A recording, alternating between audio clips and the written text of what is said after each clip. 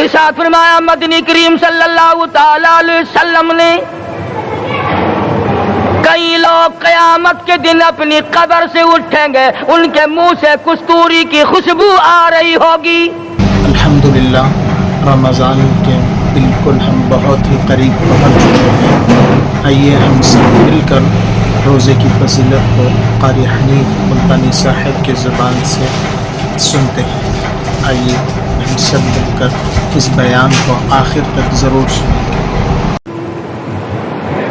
لوگ کہیں گے الہی یہ کون لوگ ہیں؟ جواب ملے گا تم کھایا کرتے تھے، تم پیا کرتے تھے، یا روزے رکھا کرتے تھے، روزہ رکھنے والے لوگ ہیں۔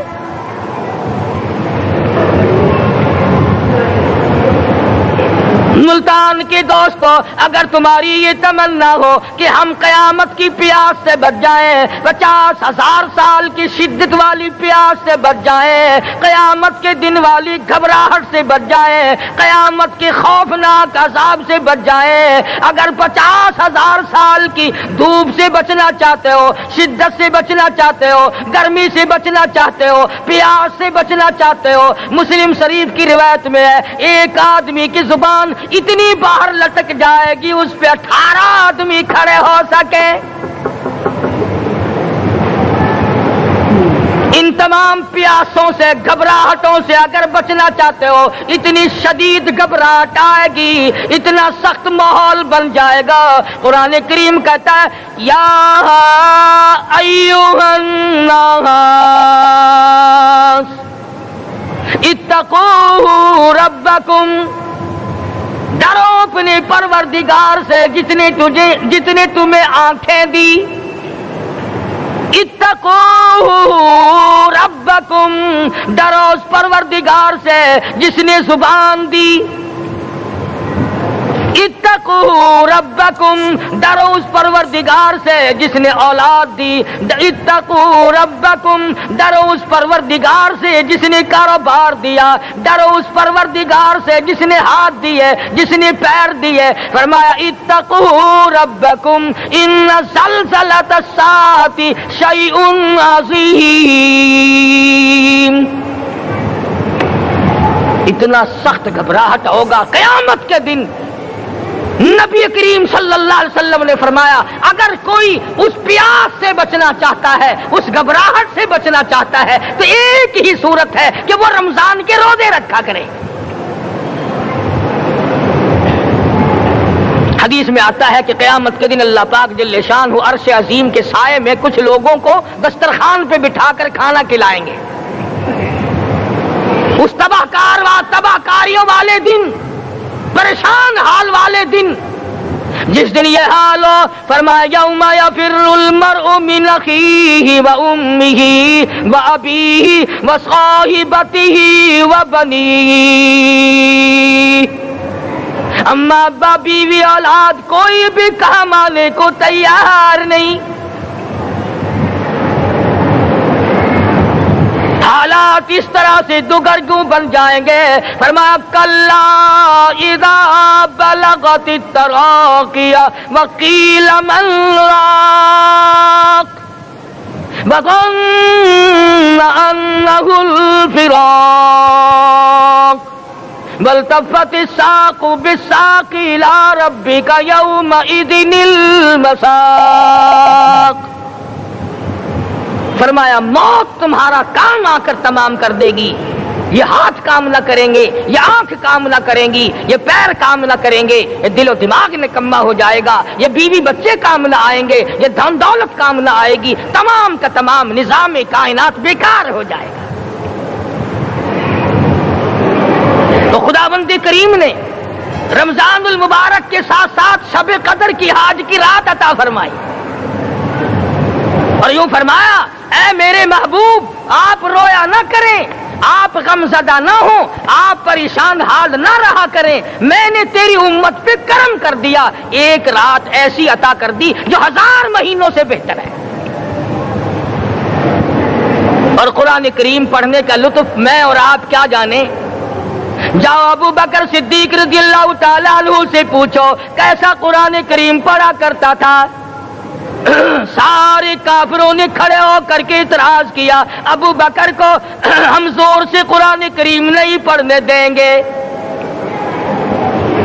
ابو بکر قرآن پڑھتا ہے، ہماری عورتیں پر اثر انداز ہوتا ہے، ہمارے بچوں پہ اثر ہوتا ہے، اور مکے کے کافروں کا یہ بیان ہے کہ جب صدیق اکبر قرآن پڑھتا تھا پہاڑ لرز جایا کرتے تھے۔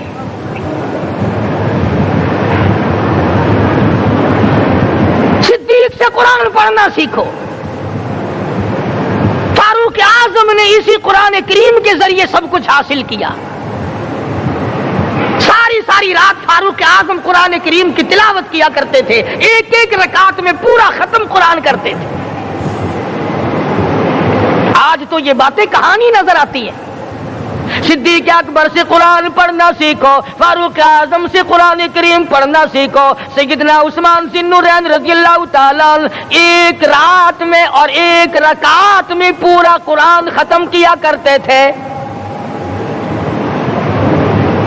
نبی کا دوہرا داماد عثمان ذی النورین،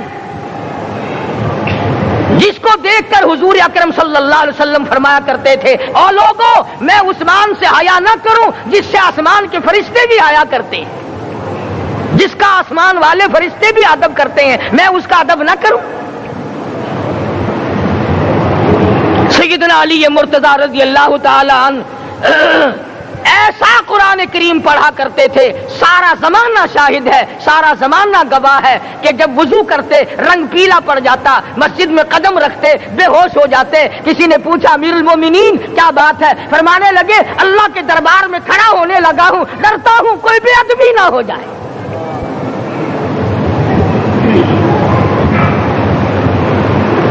قرآن کریم ان سے پڑھنا سیکھو۔ حسین نے تلواروں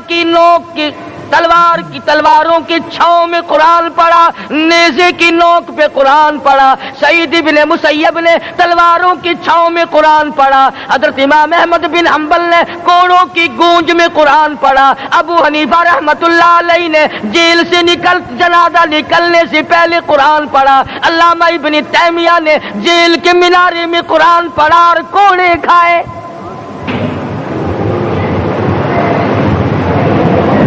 تم بھی قرآن پڑھتے ہو، جب کوئی مر جائے نا پھر قرآن پڑھتے ہیں، اور وہ بھی صحیح سالم پورا نہیں ہوتا۔ کیوں پڑھے؟ کوئی باپ مرے تیرا قرآن کریم پڑھے مولوی، کیوں؟ تیرے باپ کے نوکر ہے مولوی؟ تم خود کیوں نہیں پڑھتے؟ تمہارا خود کا تو یہ حال ہے کہ جن کپڑوں میں باپ نے دم توڑا، جن کپڑوں میں ماں نے دم توڑا، جن کپڑوں میں گھر والی نے دم توڑا، جن کپڑوں میں بھائی نے دم توڑا، وہ سارے کپڑے الگ رکھتے ہو۔ ارے ظالمو، تمہیں اپنے ماں باپ کے کپڑوں سے نفرت ہے۔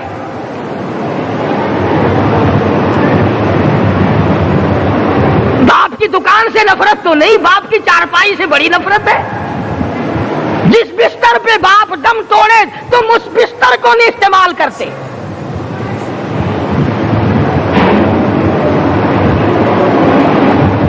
رسموں میں ڈوبے پڑے ہیں لوگ، رسمیں بنا رکھی ہیں، یوں کرنا چاہیے اور اس طرح سے کرنا چاہیے۔ لہد کے پانی سے بچو، مردے کے کپڑے سے بچو، مردے کی چارپائی سے دور رہو، فلاں چیز سے دور رہو۔ تم نے کبھی یہ بھی سوچا کہ اگر تمہارے بس کی بات ہو تم موت سے بھی دور رہ کے دکھاؤ نا؟ اور وہ تو یہ شکر ہے کہ اللہ پاک نے قانون موت کا اپنے ہاتھ میں رکھا، ورنہ یہ جتنے بڑے بڑے ہیں نا، یہ سارے کے سارے فرشتوں کو پیسے دے کر ہمیں مرواتے رہتے۔ یقین جانو سرمایہ دار اور یہ بڑے بڑے افسر سب بچے رہتے، ہمارا تختہ نکلوا دیتے۔ شکر ہے اسرائیل رشوت نہیں لیتا۔ اگر وہاں نوٹوں کے تھبے چلتے تو یقین جانو چپکے سے کان میں کہہ دیا کرتے اسرائیل کے برابر والے کا کام کر دے، میرا نہیں برابر والے کا رگڑا نکال دے۔ اللہ نے نظام اپنے ہاتھ میں رکھا پھر بھی لوگ نہیں ڈرتے۔ فرمایا تبارک الذی بیدہ الملک،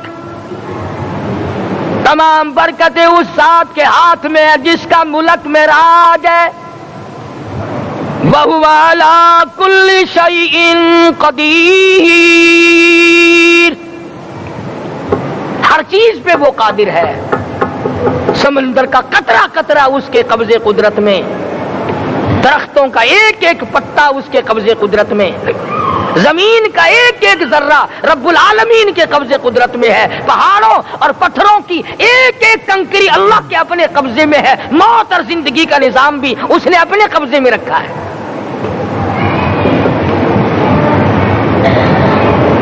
قرآن کریم ان سے پڑھنا سیکھو اگر کسی نے پڑھنا ہے۔ مجد الفسانی سرہندی رحمت اللہ علیہ جب قرآن کریم پڑھا کرتے تھے تھوڑا سا پڑھتے پھر بے ہوش ہو جاتے۔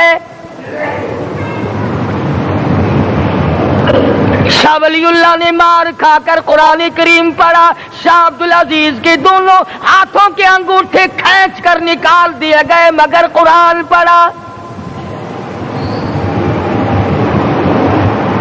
مولانا شاہ اسماعیل شہید رحمت اللہ علیہ کو بالا کوٹ میں ٹکڑے کر دیے گئے مگر اللہ والے نے قرآن کی تلاوت نہ چھوڑی۔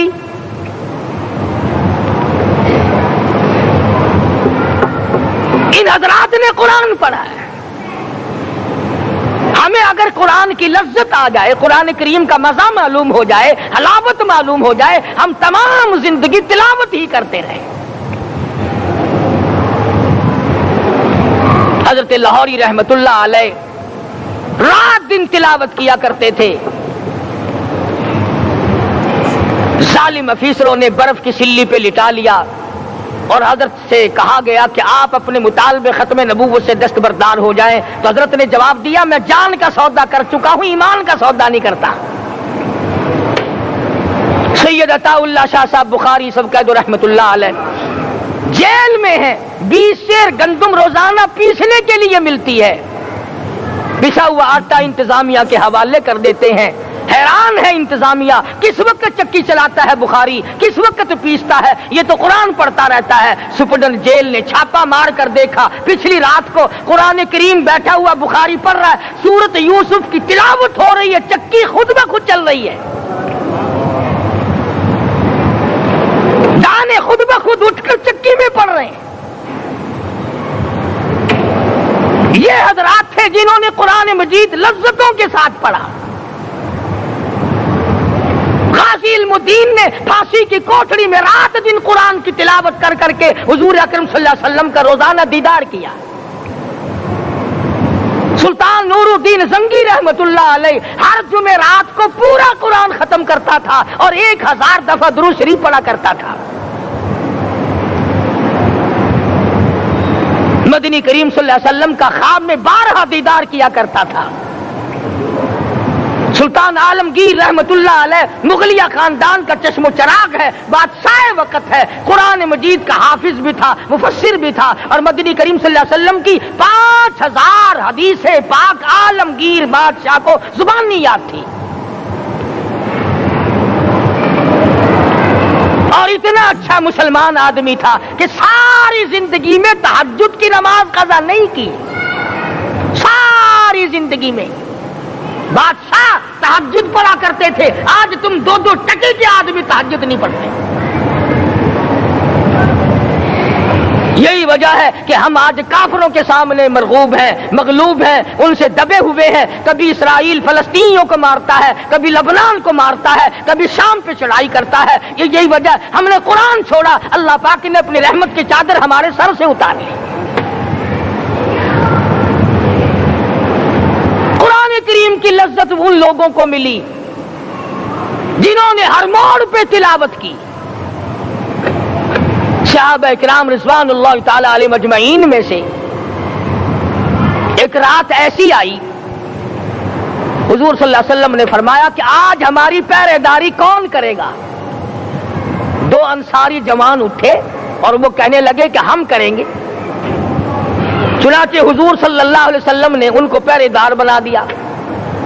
کمال کی زندگی صحابہ کرام کی، کوئی کسی کی کوٹھی کی چوکیداری کرے گا، کوئی کسی کے بنگلے کی چوکیداری کرے گا، کوئی غلہ منڈی کی چوکیداری کرے گا، کوئی سبزی منڈی میں چوکیداری کرے گا، کوئی کپڑا مارکیٹ میں چوکیداری کرے گا، کوئی لوہا مارکیٹ میں چوکیداری کرے گا۔ یہ انصاری جوان کتنے خوش نصیب ہے جو کالی کملی والے کے لشکر کی چوکیداری کر رہے ہیں۔ دونوں نوجوانوں نے آپس میں مشورہ کیا کہ بھئی جاگنا تو ویسے بھی ذمہ لگ گیا، تو سو جا، میں جاگتا ہوں۔ چنانچہ جاگنے والے نے سوچا کہ خالی جاگ کر کیا کروں گا، قرآن کریم کی تلاوت کروں اور نماز کی نیت باندھ کر تلاوت کروں تاکہ پروردگار عالم راضی ہو جائے۔ فرمایا فاذکرونی اذکرکم واشکروا لی ولا تکفرون، تم مجھے یاد کرو میں تمہیں یاد کروں گا، اگر تم مجمع میں مجھے یاد کرو گے میں فرشتوں کے مجمع میں تمہیں یاد کروں گا، اور اگر تم مجھے تنہائی میں بیٹھ کے یاد کرو گے تو اللہ پاک جل شانہ فرماتے ہیں میں تمہیں عرش عظیم پہ یاد کروں گا۔ جس نوجوان نے اپنے ذمہ جاگنا لیا، قرآن کریم کی تلاوت شروع کر دی، نماز کی نیت باندھ کر سورت کہف پڑھنے لگا، دشمن کی طرف سے تیر لگا کمر میں، پتہ ہی نہ چلا کیسی نماز پڑھتا ہوگا کہ اس کو پتہ ہی نہ چلا۔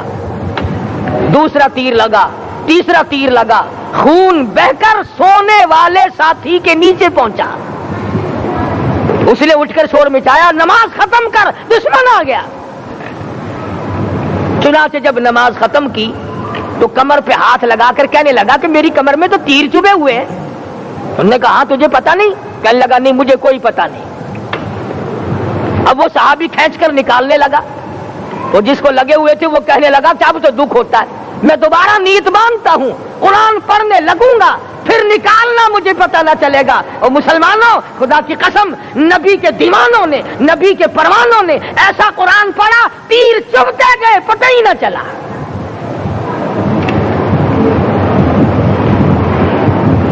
میرے نبی تیرے نبی ساری کائنات کے نبی، عرشیوں کے نبی فرشیوں کے نبی مدنی کریم صلی اللہ علیہ وسلم نے ایک ایک وقت میں 15 دن درختوں کے پتے چبا کر خدا کا قرآن پڑھا۔ آج ہم لوگ مکھن کھا کر قرآن نہیں پڑھتے۔ مدنی کریم صلی اللہ علیہ وسلم نے ایک ایک وقت میں 2 پتھر اپنے پیٹ پہ باندھ کر خدا کا قرآن پڑھا۔ آج ہم لوگ ہزاروں نعمتیں کھا کر قرآن کریم نہیں پڑھتے۔ سیدہ عائشہ صدیقہ رضی اللہ تعالی عنہا فرماتی ہیں کہ جب رمضان کا چاند نظر آتا تو حضور صلی اللہ علیہ وسلم کا رنگ پیلا پڑ جاتا، دعا میں عاجزی بڑھ جاتی، رکعت لمبی ہو جاتی، سجدے لمبے ہو جاتے، اللہ سے مانگنا بڑھ جاتا۔ فرماتی ہے کہ ایک دن حضور صلی اللہ علیہ وسلم نے ساری رات رو رو کے گزاری، تو صبح کو میں نے عرض کیا کہ یا رسول اللہ آپ اتنے پریشان جو ہوتے ہیں کیا آپ کو اپنی بخشش کا یقین نہیں؟ تو آپ نے فرمایا میری عائشہ جب مجھے یقین ہے تو کیا میں خدا کا شکر گزار بندہ نہ بنوں؟ اس نے جو مجھے اتنا بڑا مرتبہ عطا کیا ہے میں اس کا شکر گزار بندہ نہ بنوں؟ نبی ساری رات روئے، امتی ساری عمر میں ایک دن نہ رویا۔ فرمایا ان تعذبهم فإنهم عبادك، ان تعذبهم فإنهم عبادك وَإِن تَغْفِرْ لَهُمْ فَإِنَّكَ أَنْتَ الْعَزِيزُ الْحَكِيمُ۔ ساری رات گزار دی اسی آیت کو تلاوت کرتے کرتے محمد عربی صلی اللہ علیہ وسلم نے او میرے رب اگر تو ان کو عذاب دے تو یہ تیرے بندے ہیں، اور اگر معاف کر دے گا تو تیرے خزانے میں کوئی کمی نہیں۔ وَإِن تَغْفِرْ لَهُمْ فَإِنَّكَ أَنْتَ الْعَزِيزُ الْحَكِيمُ۔ تو بخشنے والا ہے، تو غالب اور حکمتوں کا مالک ہے، تیرے یہاں کون سی کمی آ جائے گی؟ صحابہ کرام تو جیا کرتے تھے اسی کے سہارے سے۔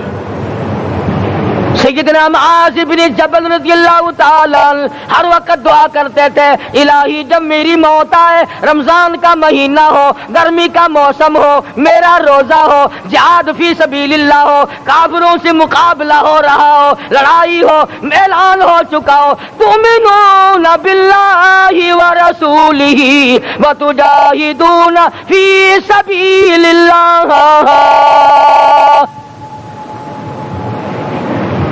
حضرت معاذ دعا کرتے ہیں کہ میں تو یہ دعا کرتا ہوں کہ گرمی ہو، میرا روزہ ہو، کفار سے مقابلہ ہو، وہ میرے ٹکڑے کر دیں، میری زبان کاٹ دیں، تیری عدالت ہو، میری پیشی ہو۔ جب میرا خدا پوچھے معاذ دنیا سے کیا لایا، عرض کروں الہی زبان کٹا کے آیا ہوں، روزہ رکھ کر آیا ہوں، ارادہ یہ ہے کہ تیرے محبوب کے حوض کوثر سے روزہ افطار کروں گا۔ آج قوم کھلے بندوں کھاتی پھرتی ہے، انہیں شب قدر کا کیا پتا، انہیں لیلۃ القدر کا کیا پتا، انہیں رمضان المبارک کی بابرکت گھڑیوں کا کیا پتا۔ فرمایا انا انزلناہ فی لیلۃ القدر وما ادراک ما لیلۃ القدر۔ شب قدر وہ رات ہے جس میں میں نے قرآن کو نازل کیا۔ جمہور علماء کے نزدیک آج کی رات ہے وہ جس میں قرآن کریم نازل ہوا۔ حدیث میں آتا ہے کہ جنت میں درخت اسی رات میں لگائے گئے۔ حضور صلی اللہ علیہ وسلم نے فرمایا کہ جنت کو اسی رات میں سجایا جاتا ہے، جنت کے دروازوں کو کھول دیا جاتا ہے، ایک ہوا چلتی ہے، حلقے بجتے ہیں، پوچھا جاتا ہے یہ کیا بات ہے، جواب ملتا ہے کالی کملی والے کے امتیوں کے لیے جنت کو کھول دیا گیا۔ آج جو لوگ مانگ رہے ہیں، جو لوگ اللہ کے ذکر میں بیٹھے ہیں، یہ پاگل نہیں، یہ دیوانے نہیں۔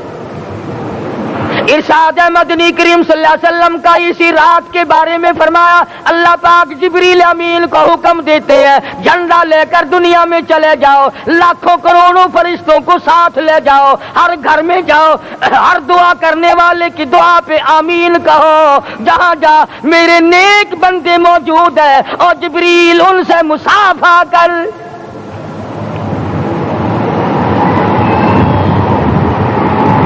قسم کا آدمی آج بھی محروم ہے، مرد بھی عورتیں بھی کان کھول کر سن لیں، چار قسم کے آدمی آج کی رات بھی اللہ کی رحمت سے محروم ہے، شب قدر کی برکتوں سے محروم ہے، سعادتوں سے محروم ہے، رمضان کی خوشبختیوں سے محروم ہے۔ چار قسم کا آدمی۔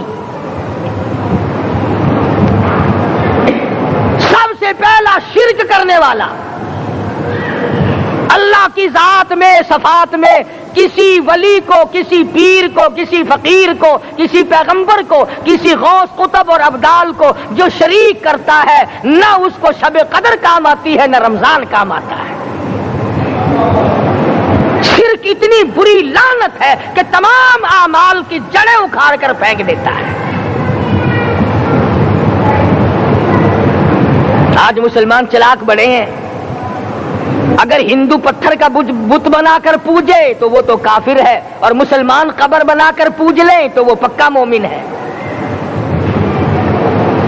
الف لام میم سے لے کر والناس تک سارا قرآن پڑھو، ترجمے چھپے ہوئے ترجموں کے قرآن پڑھو۔ فرمایا لا تشرک باللہ، اے معاذ اللہ کی ذات و صفات میں کسی کو شریک نہ بنانا۔ ان قتلت او حرقت، یہاں تک کہ تجھے چاہے جلا دیا جائے یا قتل کر دیا جائے، جلا کر خاک کر دیا جائے، اللہ کی ذات صفات میں کسی کو شریک نہ بنانا۔ اور یہی مفہوم ہے لا الہ الا اللہ محمد الرسول اللہ صلی اللہ علیہ وسلم کا۔ فاران کی چوٹیوں پہ کھڑے ہو کر کالی کملی والے صلی اللہ علیہ وسلم نے جو سب سے پہلا خطبہ دیا، جو سب سے پہلا نرالا خطبہ دیا، وہ یہی تھا لا الہ الا اللہ، اللہ کے سوا معبود کوئی نہیں، پوجا کے قابل کوئی نہیں، نظر نیاز کے قابل کوئی نہیں، حاجت روا کوئی نہیں، مشکل کشا کوئی نہیں، تیری میری فریاد سننے والا کوئی نہیں، ایک اللہ کی ذات ہے۔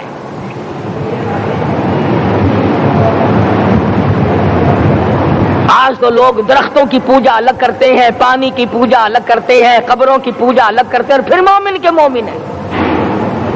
تو 4 قسم کے آدمی اس رات میں بھی اللہ کی رحمت سے محروم ہے۔ سب سے پہلا شرک کرنے والا، دوسرے نمبر پہ جس کے گھر میں کتا ہو یا خنزیر ہو، شوقیہ کتا یا خنزیر پال رکھا ہو،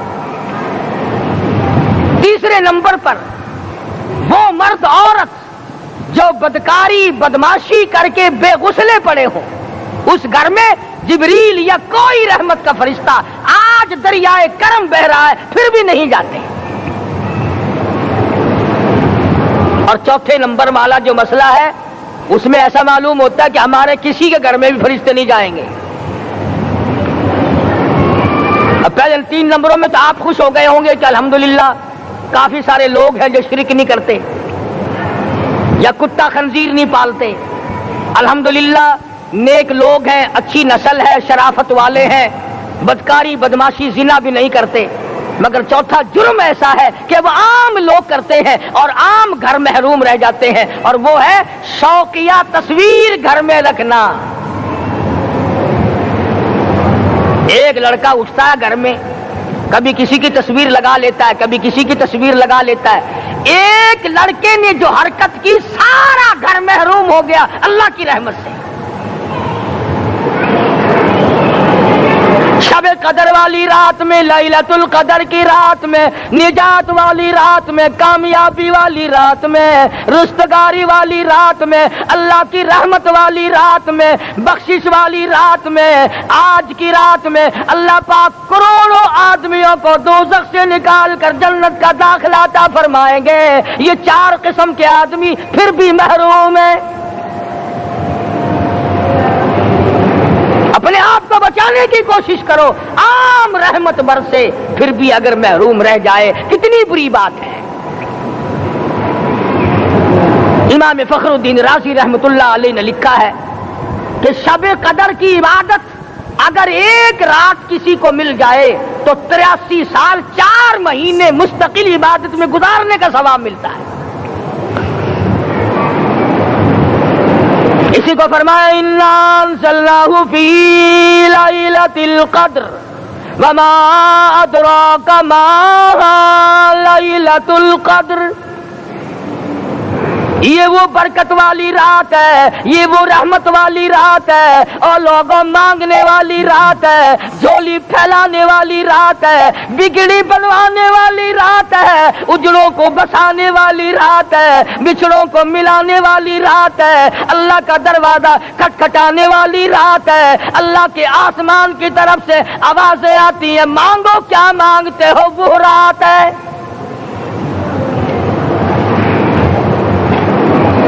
اب نبی کریم صلی اللہ علیہ وسلم کی زبان مبارک پر اگر کوئی یقین نہ کرے تو اس کا کیا علاج ہے؟ صحابہ کرام کو تمام چیزوں پہ یقین تھا، اس لیے قرآن نے ان کی گواہی دی اذ جاءوکم من فوقکم ومن اسفل منکم واذ زاغت الابصار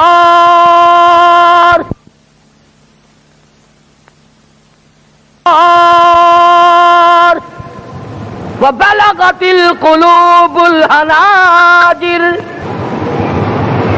فرمایا کہ صحابہ کے سانس گلے میں اٹک گئے تھے، پیاس اور بھوک کی وجہ سے میدان جہاد میں کھڑے تھے، پریشان حال تھے، مگر پھر بھی اتنا مضبوط ایمان تھا، کہتے تھے وما زادہم الا ایمانا و تسلیما، ہمارا نبی سچا، ہمارا خدا سچا، ہمارا قرآن سچا۔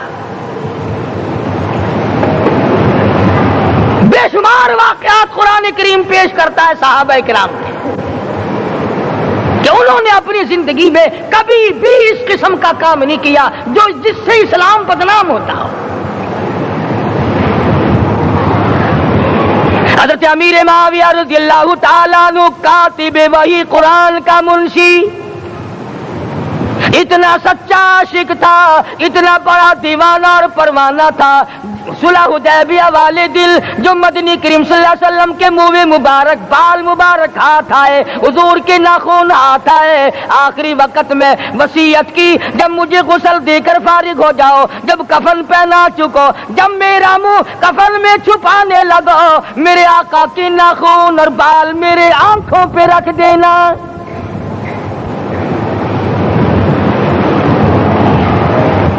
اس قدر جذبہ تھا ان حضرات میں، اور نماز کبھی کسی صحابی نے قضا نہیں کی۔ آج کا مسلمان تو کسی معاملے میں بھی نہیں لڑتا۔ حضور صلی اللہ علیہ وسلم نے مکروز میت کی نماز جنازہ کبھی نہیں پڑھائی۔ آج جس نے کسی کا قرضہ دینا ہو وہ پرواہ ہی نہیں کرتا، نہ موت سے ڈرتا ہے، نہ قبر سے ڈرتا ہے، نہ حشر سے ڈرتا ہے، نہ اللہ کے عذاب سے ڈرتا ہے۔ جب بھی کوئی مر جاتا حضور اکرم صلی اللہ علیہ وسلم تشریف لاتے، پہلے پوچھتے اس کے ذمے کسی کا قرضہ تو نہیں، یا کوئی ضامن بنتا، اور یا خود حضور صلی اللہ علیہ وسلم فرماتے کہ میں قرضہ ادا کروں گا، پھر آپ جنازے کی نماز پڑھایا کرتے تھے۔ اتنے بڑے جذبے کے مالک تھے صحابہ کرام کہ انہوں نے کسی موڑ پہ بھی حضور صلی اللہ علیہ وسلم کو یوں خالی نہ چھوڑا، تنہا نہ چھوڑا، آپ کے ساتھ نہ چھوڑا، قرآن کریم کے حکموں کی کبھی بھی خلاف ورزی نہ کی۔ یہی وجہ تھی کہ اللہ پاک نے ان کو پوری دنیا کا مالک بنایا۔ کابل سے لے کر طرابلس تک کا علاقہ صحابہ کرام نے تمہیں فتح کر کے دیا، اور ظالم مسلمانوں آج صحابہ نے جو علاقے تمہیں فتح کر کے دیے تھے آج وہاں کفر دندنا رہا ہے۔ تم نے کفر کے جھنڈے لہرائے، تم نے کفر کے حوالے کیا مسلمانوں، اور پھر تان صحابہ پہ کرتے ہو۔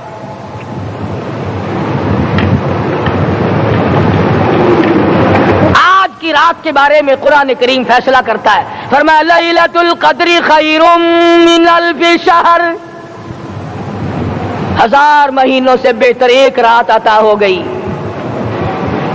اللہ کے لاڈلے نبی حضرت محمد الرسول اللہ سب کہہ دو صلی اللہ علیہ وسلم کو رنج ہوا، میری امت کی عمریں کم ہیں، پہلی امتوں کے لوگ بازی لے جائیں گے، ان کی نیکیاں بڑھ جائیں گی۔ اللہ پاک نے فرمایا میرے محبوب غم زدہ نہ ہو، پریشان نہ ہو، میں نے تیری امت کو ایک رات ایسی دے دی جو 1000 مہینوں سے بہتر ہے۔ مگر آج کی رات میں کون سے سینما بند ہو گئے، آج کی رات میں لوگوں نے کون سا جوا کھیلنا چھوڑ دیا، آج کی رات میں کون سے لوگوں نے روزے رکھ کر عبادت میں نیت باندھ لی۔ الحمدللہ نیکی کرنے والوں کی بھی کمی نہیں، مگر بغاوت کرنے والوں کی بھی تختے زمین پہ کمی نہیں۔ خدا کہتا مانگو کیا مانگتے ہو، ہم کہتے نہیں ہمیں ضرورت ہی نہیں۔ فرمایا تنزل الملائکۃ والروح فیہا بإذن ربہم من کل امر سلام۔ جبریل آسمان سے آئے، کروڑوں لاکھوں فرشتے آئے، عرش عظیم کو چھوڑ کر فرشتے تیری عبادت کو دیکھنے آئے، بیت المعمور کی عبادت کو چھوڑ کر فرشتے تیری دعا پہ آمین کہنے آئے، تو سویا ہوا ہے۔ ایک ہی فکر ہے کہ مجھے عید کے لیے جوتے لانے ہیں، کپڑے سلوانے ہیں، فلاں چیز کرنی، اور یہ فکر نہیں کہ ایسا نہ ہو اگر رمضان میں میری نجات نہ ہوئی تو میں مارا جاؤں گا۔ اس کی ذات بڑی بے نیاز ہے، وہ جب کسی کو نوازتا ہے تو یوں ہی نوازتا ہے۔ اللہ اکبر۔ ساری ساری رات رونے والے لوگ، فرمایا والذین یبیتون لربہم سجدا وقیاما، وہ لوگ کامیاب ہیں جن کی راتیں سجدوں میں بیت گئی۔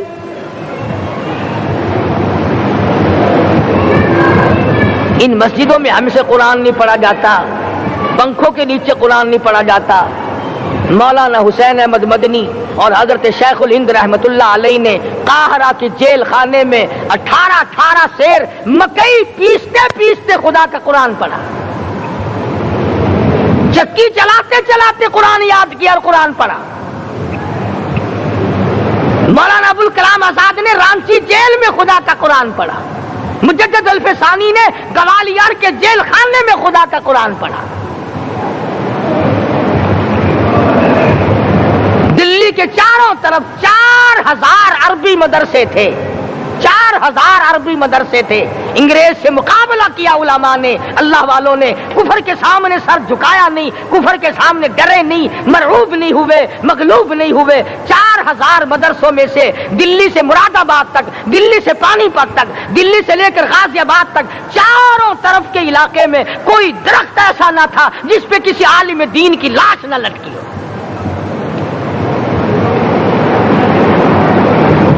اسلام کی حفاظت بابو نے نہیں کی, اسلام کی حفاظت انگریزی خانوں نے نہیں کی, بوریا نشینوں نے کی ہے, مسجد میں بیٹھنے والوں نے کی ہے, لوٹے سے وضو کرنے والوں نے کی ہے, سوکھے ٹکڑے کھانے والوں نے قرآن کی حفاظت کی ہے, انگریزی خانوں نے نہیں کی ہے.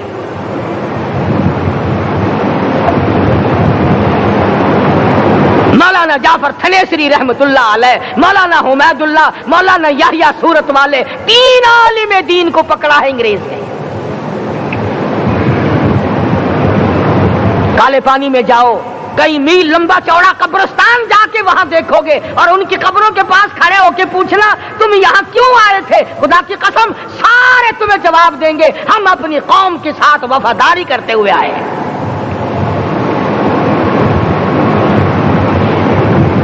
پیروں میں بیڑیاں ہیں, چابک مارے جا رہے ہیں علماء دین کو.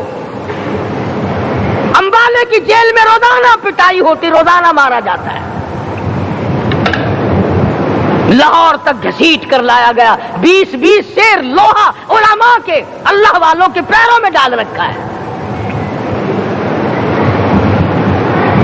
تم نے تو صرف یہی سوچا ہے نا کہ کوئی مر جائے گا تو چھولوں پہ بیٹھ کے قرآن پڑھیں گے. نہیں نہیں, اللہ والوں نے پیروں میں بیڑیاں پہن کر قرآن پڑھا, ہاتھوں میں ہتکڑیاں پہن کر قرآن پڑھا, چابک اور کوڑوں کے سائے میں قرآن پڑھا, تلوار کی نوک پہ قرآن پڑھا. مولانا جعفر تھنیسری رحمت اللہ علیہ فرماتے ہیں کہ ہم تینوں کو پھانسی کا حکم دے دیا انگریز نے. تو جو پروانہ لے کر آیا ہم بڑے خوش ہوئے, اچھلنے لگے, کودنے لگے کہ لو بھائی اللہ پاک نے شہادت کا انتظام کر دیا. فرمایا وَلَا تَقُولُوا لِمَن يُقْتَلُ فِي سَبِيلِ اللَّهِ أَمْوَاتٌ بَلْ أَحْيَاءٌ وَلَٰكِن لَّا تَشْعُرُونَ. جو میری راہ میں مارا گیا, جو میرے نام پہ مارا گیا, اسے تم مردہ نہ کہو, اس کی زندگی کی تم تمیز کر ہی نہیں سکتے. میرے نام پہ مرنے والا, میرے قرآن پہ مرنے والا, میرے دین پہ مرنے والا اور میرے نام پہ سر کٹانے والا. حدیث میں آتا ہے قیامت کا میدان ہوگا, شہیدوں کی جماعتیں آئیں گی, اللہ پاک شہداء کو فرمائیں گے جاؤ ہم نے تمہیں جنت دے دی, شہید کھڑے ہیں. آواز آئے گی جاؤ ہم نے تمہیں حوریں دے دی, شہید کھڑے ہیں. آواز آئے گی جاؤ ہم نے تمہیں سرخ یاقوت کے مکان دے دیے, شہید کھڑے ہیں. جاؤ ہم نے تمہیں سبز یاقوت کے مکان دے دیے, شہید کھڑے ہیں. جاؤ ہم نے تمہیں سونے چاندی کی اینٹوں والے مکان دے دیے, شہداء کھڑے ہیں. جاؤ ہم نے تمہیں مشک و عنبر زعفران کے گارے کے بنے ہوئے مکان دے دیے, شہید کھڑے ہیں. اللہ پوچھے گا مانگو کیا مانگتے ہو, عرض کیے گے الہی جنت نہیں چاہیے, حور نہیں چاہیے, جنت اور شہد اور دودھ کی نہریں نہیں چاہیے. تیرے نام پہ سر کٹانے میں جو مزہ آیا وہ جنت میں کہاں, ایک مرتبہ اور پیدا کر دے پھر تیرے نام پر تیرا نام لوں, چھری چلے تیرے نام پہ بار بار ذبح ہونے میں جو مزہ آیا ہم تو صرف وہی مانگتے ہیں. اور خود سرکار مدینہ سب کہہ دو صلی اللہ علیہ وسلم نے فرمایا کہ مجھے اللہ کی راہ میں 100 مرتبہ ذبح کیا جائے, 100 مرتبہ زندہ کیا جائے, میں پھر بھی لا الہ الا اللہ محمد الرسول اللہ کی توحید کی تبلیغ سے میں پیچھے نہیں ہٹوں گا.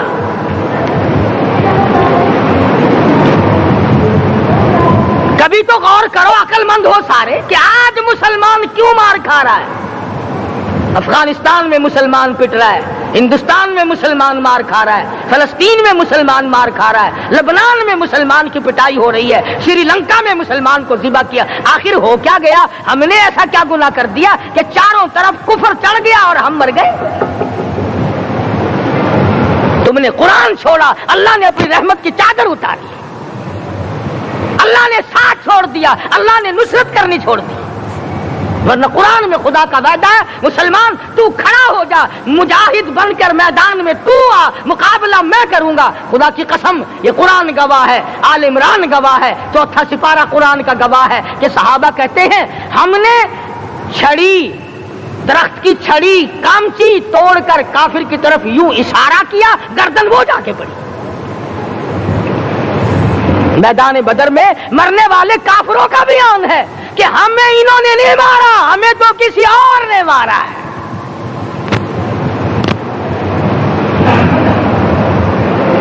ایک دن مکہ مکرمہ میں امیہ ابن خلف اپنے گھوڑے کو پانی پلا رہا ہے.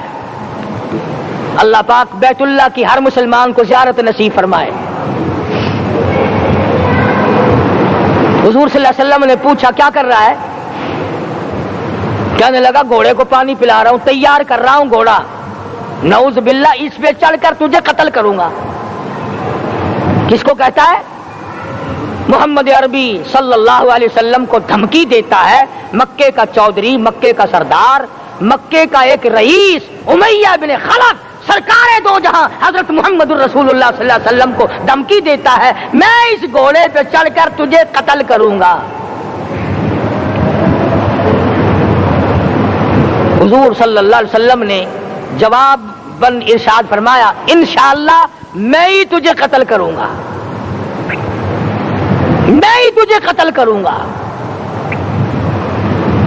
بات آئی گئی ہو گئی. میدان بدر میں امیہ حضور کے سامنے آیا، ایک جال کے درخت کی پتلی سی چھڑی تھی. حضور صلی اللہ علیہ وسلم نے اس کے کندھے پہ مار دی، امیہ بن خلف کے کندھے پہ جال کی چھڑی مار دی پتلی سی. یوں لکھا کتابوں میں گدھے کی طرح رینگتا تھا، چیختا تھا، چلاتا تھا، ہائے مر گیا، ہائے مر گیا، تباہ ہو گیا، برباد ہو گیا. کافر کہنے لگے وہ بے غیرتی، لوگوں کے گلے کٹے پڑے ہیں وہ تو شور نہیں کرتے، تجھے ذرا سی چھڑی لگی ہے تو شور کر رہا ہے. سب کی توجہ ہے میری طرف، آپ سب کا دھیان ہے، بات سمجھ میں آ رہی ہے؟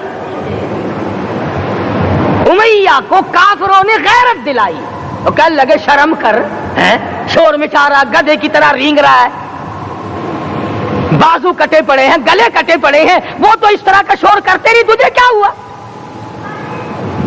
خدا کی قسم تھا تو کافر، تھا تو ظالم، تھا تو مکے کا چودھری، مگر بات بڑی پتے کی کہی، بات بڑی پتے کی کہی. کہنے لگا مجھے غیرت دلانے والوں، کسی کو بلال نے مارا، کسی کو فاروق نے مارا، کسی کو صدیق نے مارا، کسی کو طلحہ زبیر نے مارا، کسی کو عبد الرحمن ابن عوف نے مارا، کسی کو علی مرتضیٰ نے مارا. تمہیں کیا معلوم ہے مجھے مدینے والی سرکار نے مارا ہے؟ اور کہنے لگا اگر میرا دکھ سارے مکے پہ تقسیم کر دو، جتنی تکلیف مجھے ہو رہی ہے اگر میری تکلیف کو سارے عرب پہ تقسیم کر دو، امیہ کہتا ہے تمہارے جگر پھٹ جائیں گے، تم تباہ ہو جاؤ گے. مجھے اتنی تکلیف ہو رہی ہے کہ مجھے حضور کے ہاتھ سے چھڑی لگی ہے، میں حضور کا مارا ہوا ہوں. کافر کو تو پتہ چل گیا کہ مجھے چھڑی کس کے ہاتھ سے لگی ہے. کبھی ہم نے بھی سوچا کہ اگر قیامت کے دن حضور صلی اللہ علیہ وسلم نے ہمیں جواب دے دیا تو ہم کہاں جائیں گے اور ہمارے لیے کون سا راستہ بنے گا؟ فرمایا تنزل الملائکۃ والروح، آسمان سے فرشتے اترتے ہیں اسی رات میں تمہاری دعاؤں پہ آمین کہنے کے لیے، تمہارے آنسوؤں کو دیکھنے کے لیے.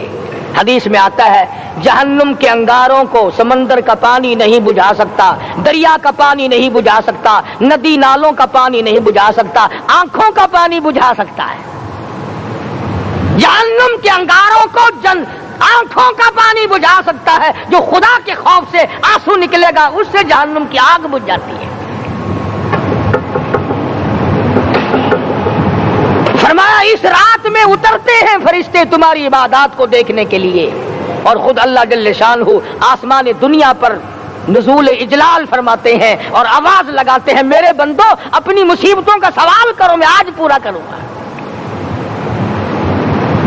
تو دین جن کی سمجھ میں آیا، میں ان کی بات کر رہا تھا، مولانا جعفر تنیسری رحمت اللہ علیہ اور یہ تینوں بزرگ خوش ہو گئے، اللہ پاک نے شہادت کا انتظام کر دیا۔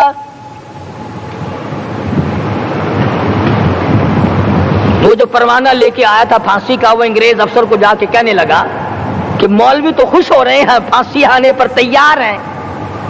انگریز کہنے لگا ہم نے مولویوں کو خوش نہیں ہونے دینا، ہم نے پھانسی کینسل کر دی، ہم نے پھانسی کا حکم منسوخ کر دیا۔ مولانا کالے پانی کی کتاب میں لکھتے ہیں جب مجھے پھانسی کی اطلاع ملی تھی میں نے رات کو درخت کے پتے چبا کر روزے کی نیت کر لی، اپنے رب کی حضور میں جاؤں تو روزہ دار ہو کر جاؤں۔